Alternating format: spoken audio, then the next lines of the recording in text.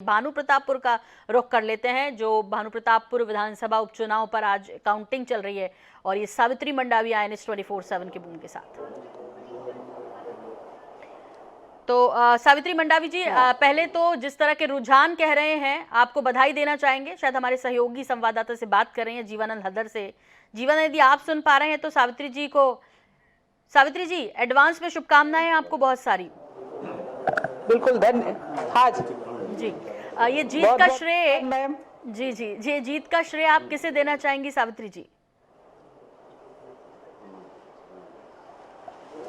बिल्कुल हमारे प्रदेश के मुखिया माननीय भूपेश बघेल, जो लगातार 4 सालों से विकास के कार्य करती रही हैं, और स्वर्गीय मनोज सिंह मंडावी जो क्षेत्र में 3 बार प्रतिनिधित्व किया है, उन्होंने भी विकास के बहुत कार्य किए हैं।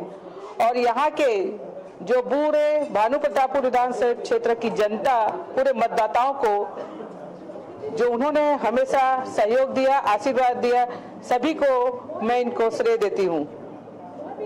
जी, सावित्री मंडावी जी, ये तो अच्छी बात है, आपने कहा मुख्यमंत्री जी दिवंगत मनोज मंडावी जी, आप भी लेकिन जब उनके साथ जाती थी और समाज के लिए उनके साथ साथ जो है चुनाव प्रचार के वक्त भी काफ़ी आप फील्ड में रहती थी, तो लोगों का प्रेम स्नेह आपके साथ तभी से था। जी जी, क्योंकि मैं तो सर्विस में थी, टीचिंग जॉब था मेरा, लेकिन मंडावी जी जब भी सामाजिक कार्य होते थे उसमें जरूर मेरे को लेकर जाते थे। और मंडावी जी जो है इस क्षेत्र में पूरे जनता से, पूरे कार्यकर्ता से, पूरी महिलाओं से, बच्चों से, बूढ़ों से, सबसे स्नेह और प्यार से मिला करते थे। तो उन सबका भरपूर आशीर्वाद हमको मिला है। जी, यहाँ पे सबसे महत्वपूर्ण ये है सावित्री जी कि अब आपके लक्ष्य क्या होंगे जब ये रुझान जो है नतीजों में तब्दील होंगे। जाहिर तौर पे दिख रही है स्थिति बिल्कुल स्पष्ट। ऐसे में आपके सबसे प्रमुख टारगेट या लक्ष्य कहें वो कौन से होंगे इस क्षेत्र के लिए? बिल्कुल, वैसे स्वर्गीय मनोज सिंह मंडावी विकास के बहुत सारे कार्य किए हैं, लेकिन उनके जो भी अधूरे कार्य रह गए होंगे और स्वर्गीय मनोज सिंह मंडावी जो सपने देखे थे, उन सभी को लेकर और विकास के जितने भी कार्य हैं उन सभी को लेकर मैं जनता के बीच जाऊंगी और उन सभी कार्यों को करूंगी मैं।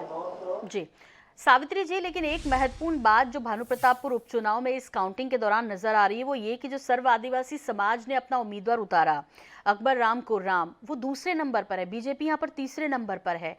तो क्या ये कांग्रेस और बीजेपी दोनों के लिए 2023 के लिए चिंता की विषय नहीं है कि अब जो है आदिवासी समाज दूर हो रहा है, विश्वास कम हो रहा है?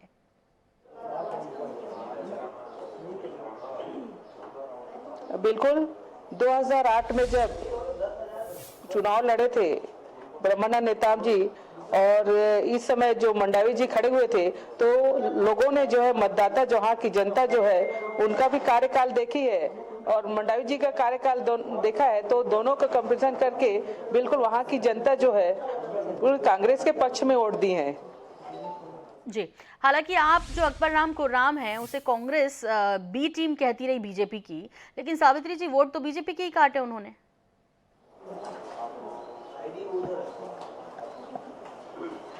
देखिए, हम बिल्कुल बोली ना आपको, बिल्कुल जो हम विकास के कार्य और मंडावी जी क्षेत्र में लगातार 3 बार प्रतिनिधित्व किया है, तो उन सब के विकास कार्य को देखते हुए बिल्कुल जनता जो है बिल्कुल कांग्रेस के पक्ष में ही थी।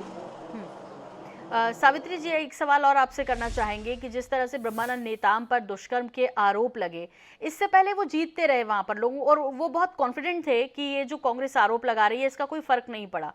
आप क्या मानती हैं कि ब्रह्मानंद नेताम तीसरे स्थान पर है बीजेपी के उम्मीदवार, क्या सबसे बड़ा कारण रहा कि वो तीसरे नंबर पर खिसक गए? बिल्कुल, हमने बोला था ना 2008 में जब जीते थे तो बिल्कुल जनता के बीच गए नहीं, विकास के कार्य कुछ नहीं किए, और प्लस ये इस टाइप का जो केस आ गया इस कारण वो बिल्कुल पीछे रही। बिल्कुल, और अब जनता आपसे ही उम्मीद कर रही है, जाहिर तौर पे चूंकि राज्य में भी आपकी सरकार है सावित्री जी, और अब उन्होंने आपको यदि अपना प्यार दिया है, वोटों के रूप में स्नेह दिया है, तो आपसे भी उम्मीद है। बहुत शुक्रिया हमसे बात करने के लिए सावित्री जी आपका।